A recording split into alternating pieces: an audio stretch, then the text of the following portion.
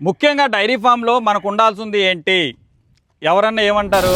డబ్బులు ఉండాలంటారు. మెయిన్ అదే ఉండాలా. డబ్బులు లేకుండా మీరు ఈ ఫామ్లోకి, వ్యవసాయంలోకి కానీ దేంట్లోకైనా దిగితే మాత్రం ఆర్థికంగా చితికిపోతారు, గమనించాలా. అతిపెద్ద డైరీ ఫామ్ మనం చూస్తున్నాం. ఈ యూనిట్కి ఎంత ఖర్చు అయి ఉంటుంది? వీళ్ళు ఏమన్నా ఎలాంటి స్కీమ్స్ ఏమన్నా వాడారా? ఇంత పెద్ద షెడ్ కన్స్ట్రక్షన్ చేస్తే ఎన్ని ఎనిమల్స్ తేవాలి? వీటి ఫీడ్ మేనేజ్మెంట్ ఏంటి? వీటికి గడ్డి ఎలా ప్లాంటేషన్ చేశారు? ఎన్ని రకాల గడ్డి జాతులు చేసుకున్నారు? అలాగే వీళ్ళు ఇక్కడ వాడినటువంటి మెటీరియల్స్ ఎక్కడి నుంచి తెచ్చారు? ఏ క్వాలిటీలో ఉన్నాయి? అలాగే ముఖ్యంగా డైరీ ఫామ్లో ఎనిమల్స్ కావాల్సింది మెయిన్ వచ్చేసి ఫ్లోర్ అండి. ఆ ఫ్లోర్కి సంబంధించినటువంటి ఇన్ఫర్మేషన్, వాటికి కావాల్సినటువంటి వాటర్ని ఎలా సప్లై చేస్తున్నారు, అలాగే వీటికి వెంటిలేషన్ ఎలా ఉంది, దాంతోపాటుగా కరెంట్ ఫెసిలిటీస్ ఎలా ఉన్నాయి, దీనికి మొత్తం ఎంత ఇన్వెస్ట్మెంట్ అయి ఉంటుంది, దేనికి సంబంధించినటువంటి పర్పస్ మీద దీన్ని వేశారనే విషయాలు ఈ వీడియోలో మనం డిస్కస్ చేస్తున్నాం. ఎవరైనా సరే ఫస్ట్ టైం మన ఛానల్ని చూస్తుంటే ఇప్పుడే ఈ ఇన్ఫర్మేషన్ని నలుగురికి షేర్ చేయండి. దీనికి సంబంధించినటువంటి పిన్ టు పిన్ ఇన్ఫర్మేషన్ మీకు అందించడం జరుగుతుంది. మీలో ఎవరైనా సరే డైరీ ఫామ్ కన్స్ట్రక్షన్ చేయాలన్నా, చూడాలన్నా, మీరు రావాలనుకుంటే మనకు ఖచ్చితంగా కామెంట్ చేయండి. మీరు ఇక్కడ చూస్తున్నది వచ్చేసి వాటర్ ట్యాంక్ అండి. ఈ ఓల్డ్ డైరీ ఫామ్కి ఇక్కడ నుంచే వాటర్ని సప్లై చేయడం జరుగుతుంది.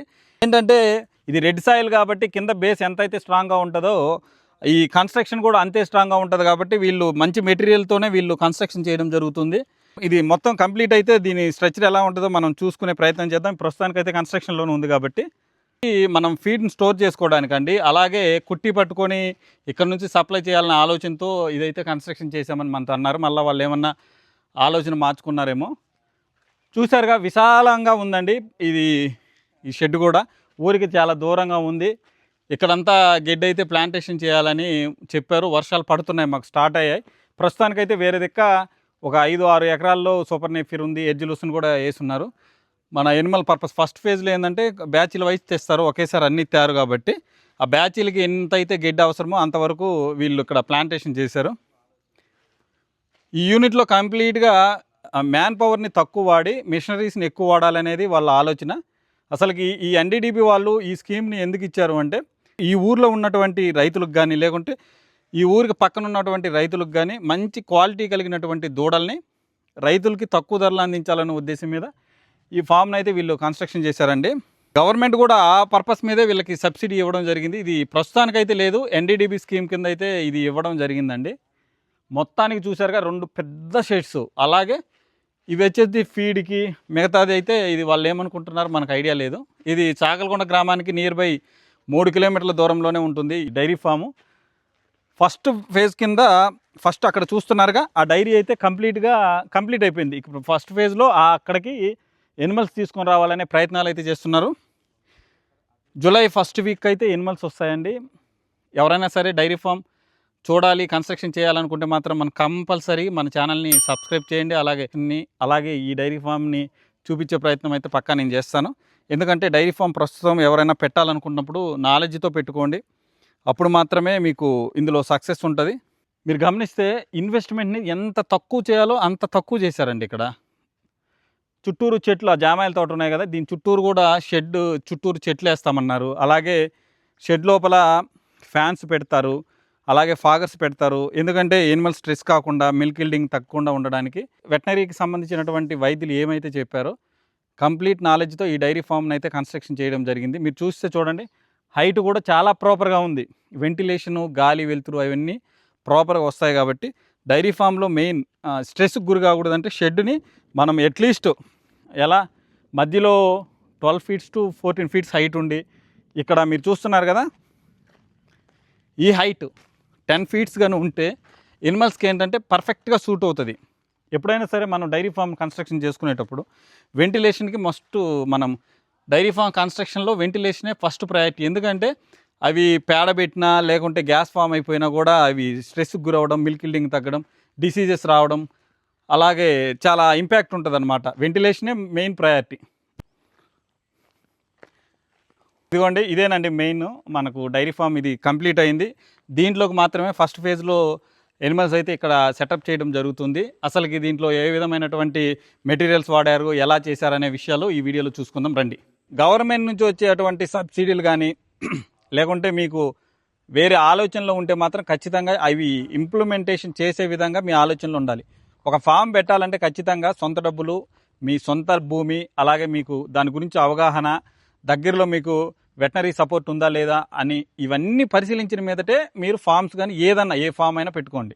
అలా కాదని ఎక్కడో దూరంగా వెటనరీకి సపోర్ట్ లేకుండా దూరంగా పెట్టుకొని ఆర్థికంగా ఇబ్బంది పడ్డం కంటే ముందలే అవేర్నెస్గా తెలుసుకొని పెట్టుకుంటే లాభాలు కొంచెం లేటుగా రావచ్చు కానీ ఖచ్చితంగా వస్తాయి. ఆ లేట్ కాకుండా ఉండాలి అంటే మీరు అనుభవాన్ని గడించాలి. అలాంటి పరిస్థితుల్లో మనం ఏంటి, దగ్గరలో కన్స్ట్రక్షన్ అయినటువంటి ఫార్మ్స్ని చూడటం, మంచి సీనియర్స్ యొక్క సలహాలు తీసుకోవడం, బాగా సక్సెస్లో ఉన్నటువంటి ఫార్మ్స్ని తిరగండి, ఫెయిల్యూర్ అయినటువంటి ఫార్మ్స్ తిరగండి. మీకు కంప్లీట్గా ఏదో ఒక ఫీడ్బ్యాక్ అయితే వస్తుంది. అలా మీకు వచ్చినప్పుడే మీరు సక్సెస్ అవుతారు. ముఖ్యంగా మీరు ఇక్కడ చూస్తున్న ఈ ఫామ్ వచ్చేసి చాకలకొండ గ్రామం, వింజమూరు మండలం, నెల్లూరు జిల్లాలో ఉందండి ఈ ఫాము. మాకు తెలిసి మా జిల్లాలో పెద్ద డైరీ ఫామ్ అనుకుంటున్నాను. మరి ఎక్కడైనా ఉంటే మీరు మన జిల్లాలో, నెల్లూరు జిల్లాలోనే ఉంటే కామెంట్ చేసే ప్రయత్నం చేయండి. ఇక్కడ పెద్ద 2 షెడ్లు ఉన్నాయి. దానాకి అలాగే గెడ్డికి కూడా వీళ్ళు స్టోర్ చేయడానికి కూడా ఒక షెడ్ని కన్స్ట్రక్షన్ చేయడం జరిగింది. మొత్తం మీరు ఇక్కడ చూస్తున్నారు కదా, 12 బ్లాక్స్ ఉన్నాయి. ఒక బ్లాక్లో 13 పశువులు పడతాయి. అలాగే దూడలకు కూడా సపరేట్గా ఇచ్చారు. షెడ్డు ఎంత హైట్ ఉందంటే దాదాపుగా 14 ఫీట్స్ ఉంది. ఈ హైట్ ఏమో 10 ఫీట్స్ దాకా ఉంది. కంప్లీట్గా వెంటిలేషన్ కంప్లీట్ ఫ్లో అవుతుంది. దాంతోపాటుగా కంప్లీట్ లైటింగ్ సెటప్ కూడా వీళ్ళు పెట్టారు. లైటింగ్ ఏంటంటే ఒకటి లోపలికి ఒకటి బయటికి. ఎందుకంటే బయట మనకి ఏం జరుగుతుంది, మనకు ఇక్కడ నుంచి ఏదన్నా వ్యూ చూసుకోవడానికి నైట్ బాగుంటుంది. అలాగే ఇంకొక లైట్ ఉండడం వల్ల పశువుల యాక్టివిటీస్ని చూసుకోవడానికి కూడా అనుకూలంగా ఉంటుంది. దీంతో పాటుగా వీళ్ళు షెడ్ కడిగినటువంటి వేస్ట్ వాటర్ని ఫ్లో చేయడానికి దూరంగా డంప్ చేసి అక్కడ నుంచి మడ్ మోటార్ ద్వారా పొలాలకి సప్లై చేయాలనే ఆలోచనతో కూడా ప్లాన్ చేస్తున్నారు. ఇంత సెటప్ చేయాలంటే సొంత డబ్బులు పెట్టారా లేదా? ఖచ్చితంగా ఎంతో కొంత సొంత డబ్బులు అయితే పెట్టాలి, ఎంత లోన్లకు వెళ్ళినా కూడా. ఇది NDDB స్కీమ్ కింద అయితే అప్రూవల్ ఇవ్వడం జరిగింది ఈ ఫాము. ప్రస్తుతానికి జూలై 1st వీక్లో ఇందులోకి ఎనిమల్స్ తేవడానికి వాళ్ళు అయితే ప్లాన్ చేస్తున్నారు. దీంతో పాటుగా మన ముందున్నారు వంశీ గారు. పాడి రంగంలో కానీ వ్యవసాయ రంగంలో అనుభవం ఉన్నటువంటి వ్యక్తి. ఈ సెటప్ ఇతని పర్యవేక్షణలో కూడా జరిగింది. నాకు తెలిసింది, ఎందుకంటే ఈ ఊరి గ్రామస్తుడుగా నాకు తెలుసు కాబట్టి.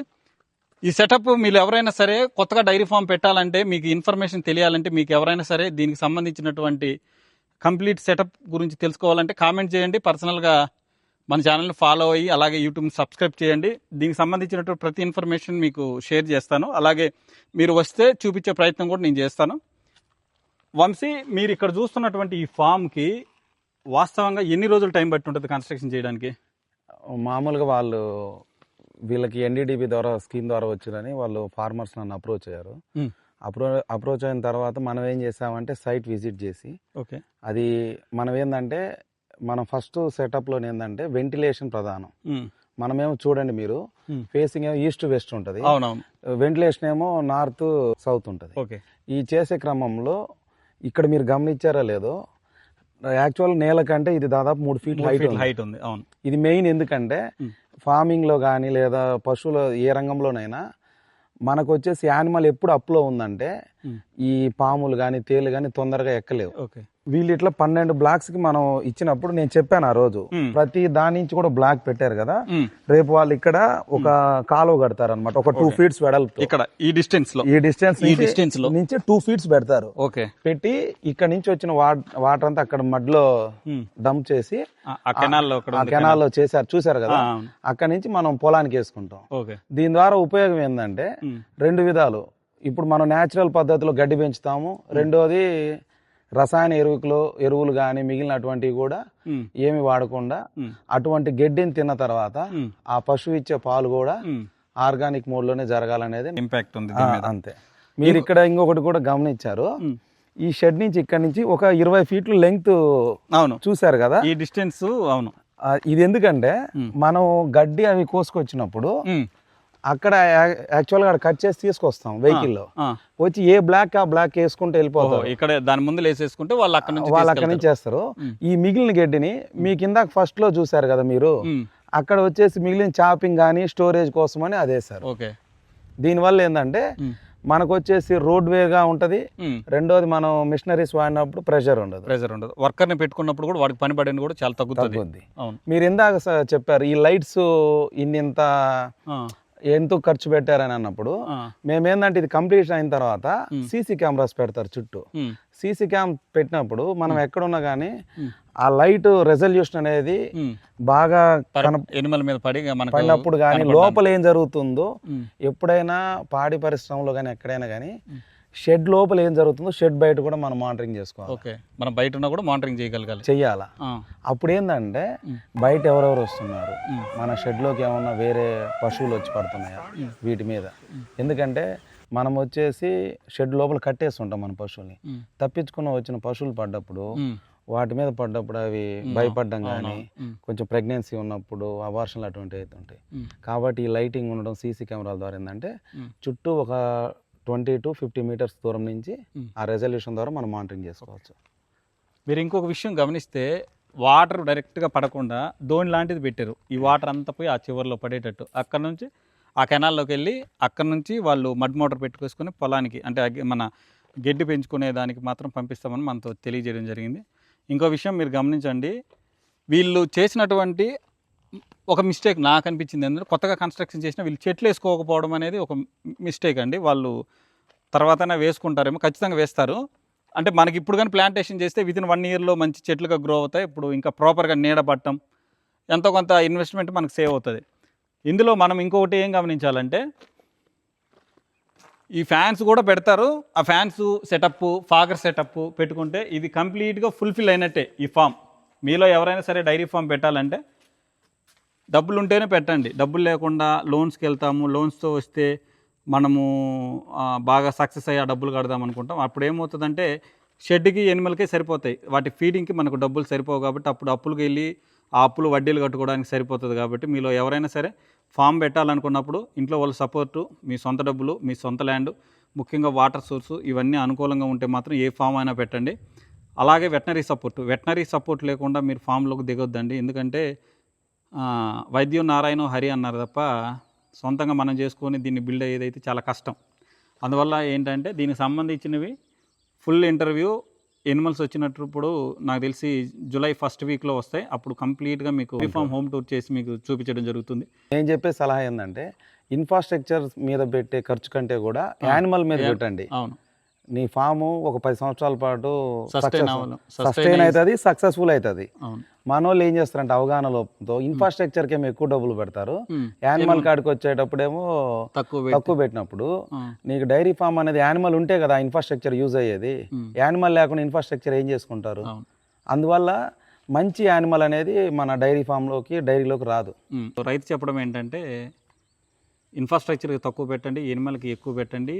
అలాగే కొంత డబ్బులు కానీ మనము ఎనిమల్ ఫీడింగ్ ఉంచుకోగలిగితే మన ఫార్మ్స్ సక్సెస్ అనేది మన వంశీ గారి యొక్క అభిప్రాయం. మీలో ఎవరైనా సరే ఫస్ట్ టైం మన ఛానల్ చూస్తుంటే ఇప్పుడే మన ఛానల్ని సబ్స్క్రైబ్ చేయండి, ఇన్ఫర్మేషన్ నలుగురు షేర్ చేయండి. ఇలాంటి ఫార్మ్స్ ఖచ్చితంగా మీరు విజిట్ చేయాలి, చూడాలి, ఎంతో కొంత నాలెడ్జ్ పొందాలనేది మా యొక్క అభిమతం. ఇలాంటి ఇన్ఫర్మేషన్స్ మన ఛానల్ రెగ్యులర్గా వస్తుంటే ఇప్పుడే ఛానల్ సబ్స్క్రైబ్ చేయండి.